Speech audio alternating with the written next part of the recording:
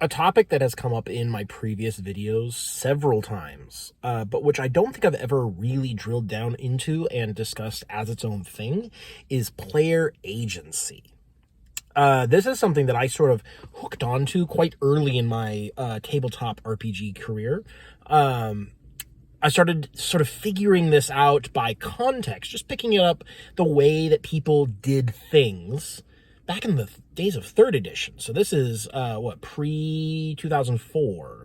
To be, between the year, actually, no, hang on. No, 2008 is when 4th edition came out. So between 2003, 2008, in that era, I started figuring out that player agency is really important. So important that I would ascribe to it the lofty adjective of sacrosanct. It is maybe one of the most important things in the game, that the players should have agency in the campaign, and that as a DM, it is your responsibility to not remove that agency and to not hinder it and to not negate it or invalidate it in any way. Because if you do, what are the players even doing there, right? If you want to tell a story, you can write a book. If you want to play a game, they need agency. So player decisions need to matter. And I think it's very important, and it's super easy. Like I'm far from innocent when it comes to like learning how the mistakes of what harms player agency. When I was a new DM, a lot of the things my players did and said and wanted to do didn't really matter because I was kind of busy telling my story. And I had my own characters who were way better than the player characters. So the story was really more about them. You're just kind of here and along for the ride, and you can interact a little bit. That's horrible. That's kind of how I was when I first started. And I don't recommend that for anyone. I will, I can tell you from experience, ain't the way to do it. And I don't think a lot of DMs do that. Maybe as a first time, if you're a teenager, don't really if you're just first putting your feet into the waters of cooperative storytelling, maybe you'll fall into that trap. I think a lot of people don't. I was quite young when this happened. And so, over time, I have developed and refined certain philosophies about the importance of player agency and techniques for preserving it. If you are not familiar with the idea of the quantum ogre, it is the idea that, let's say the party is at a crossroads. They can go left or they can go right. There's no real indication of, which one might be better or worse or whatever. So they're going to arbitrarily, sort of randomly pick, all right, let's go right. Oh, they ran into some ogres, because that's the encounter that the DM had prepared. And so actually, no matter which way they went, they're going to hit ogres.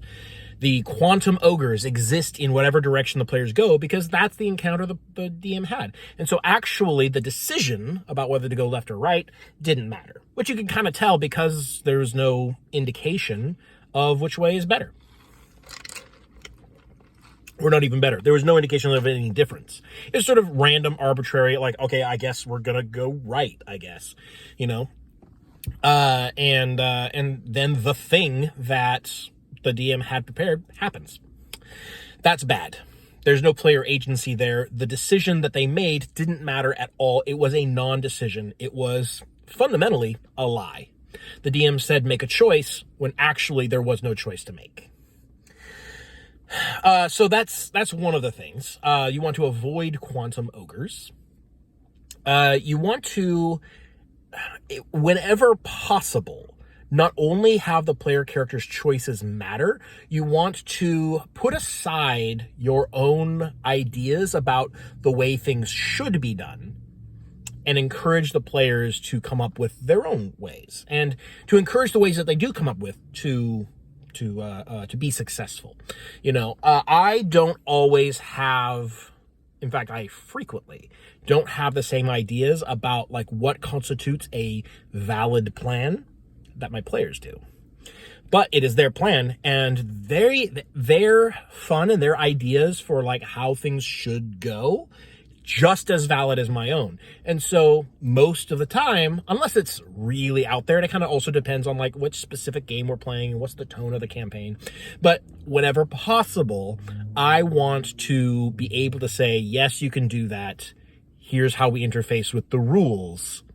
So here's what you need to do to make that happen. And I would encourage people to do that a lot, because that is how you really encourage player agency. Now, all of this, by the way, is entirely aside from cases, the specific cases where a player character might have their agency taken away from them by, for example, mind control or some such thing. But like, I'm never going to tell a player what they need to do. You know, even if like there is a like, let's say their character doesn't have certain information, like they've been separated from the party, the rest of the party learns something that's very important, that player goes and does something where that information would be useful, and the player wants to act on the information their character doesn't have. I may stop the game and remind them that they don't know this thing. Maybe they'll make a roll to see if maybe they did already sort of independently know it. But probably not in most of these kinds of cases. But like, I would much rather stop the game and have a conversation with that player about what their character knows and what the motivations for their actions are. But I'm not going to tell them, you can't do this, because I don't think your character would. Never going to do that. The only time it is ever acceptable to dictate the actions of a player character is if there is some in-game effect that is causing their character not to be under their own control. NPCs can more or less be controlled with certain skill checks. You know, if I ask for a diplomacy check, you roll well enough, you're going to get them to do whatever it is you're asking them to do. If they were absolutely unwilling to do it, I wouldn't have asked for the check. If you roll, they get functionally controlled. I mean, like, I'm still controlling them. They still have their own motives and goals. They might do something like in that direction without being like, you know, right on with the party's goals, depending on the specific circumstances. But for the most part, yeah, you can kind of bully, like, the NPCs do not have agency. I, as the game master, am going to determine what they do, both as a, you know, ostensibly free-willed individual, but also like what makes a good story, what's going to make the game more fun for everyone. And a lot of times that means playing the character true to like whatever motivations they are assumed to have. But sometimes it means doing the cool, dumb thing that's going to be really funny at the table. Sometimes that's what that means. I feel like I have gone a little bit off track here. So let me just have a sip while I get back on that track.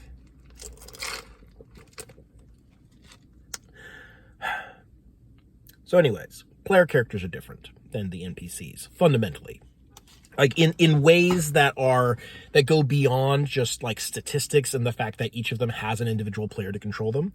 The way that I run games, player characters are special. Even if they are not special in universe, because of their relationship to the players, they are always going to be special. They are always going to have more agency than the NPCs are. And I'm not suggesting to modify your NPCs to be less of people, because that can come across as being ungenuine. You want to accurately and faithfully represent the world that the characters are in. But at the same time, the NPCs, like, you have too many NPCs to really like control them all to the same degree that a player controls their character. The game mechanics in most games, I think D&D is included, in most games, the game mechanics allow the player characters to exert some of their agency onto the NPCs. If you make your successful, like if you make a bluff check or a deception check or whatever it is in the particular game that you're playing, you are deceiving an NPC. If you succeed, they believe you, or at least they're giving you the benefit of the doubt. Whereas an NPC cannot do that to a player. They can't make a bluff check and say, and then you tell them, well, you believe this.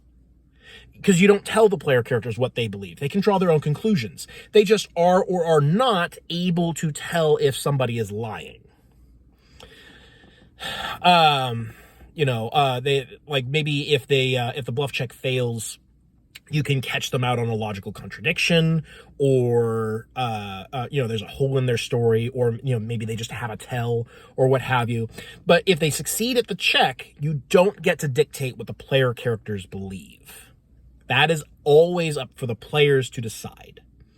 And this approach works much better when you have more mature players. I tend to play with adults. I have played with like teenagers or very young adults in the past. And it takes some like gentle guidance to get them to sort of understand what their responsibilities are as players. This is not entirely on the GM. The GM has their role, but the players also need to respect this relationship. This is a two-way street. Player agency needs to not be abused, much like in the case of like a player trying to act on out of character information. A responsible player may forget for a moment that their character doesn't have the information that the table has, but on being reminded, they should probably change what their character does to reflect the fact that they don't have all the information. But they are not required to. And they should never be required to, in my opinion. I just think that having a conversation is is always going to be a superior option compared to telling someone what they should do or telling someone what their character thinks. Because player agency really is the only thing that players have. And this also goes into like making sure that the players have all the relevant information. If they are starting to act on incorrect information, that maybe they misread one of your cues when you were playing as an NPC, like maybe you played it off as like a little bit shadier than you meant to, and they took that as a clue, like foreshadowing that you did on purpose. And so they're going to start acting on that information. Like I would say you should probably let someone make a insight check, see if maybe their character's opinions align with the player's opinions. Give them more information. You want the players to have as much information as you can have without getting like directly into spoiler territories, because without information, the players cannot act with knowledge. And if they don't act with knowledge, there is function, like you're back to that, do you go left or you go right? We don't know a difference. There's no sign. We don't have a map.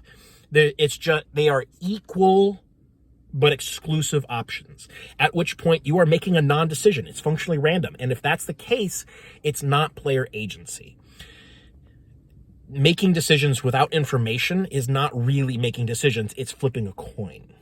So, in addition to preserving player agency by being, true, by making sure that you don't rob them of their ability to make decisions, you also need to make sure that the decisions they make are informed as much as possible, as much as is reasonable. Which is not to say you always give them all the answers, of course, because the player characters aren't going to always have all the answers. They're rarely, if ever, going to have all the answers. But,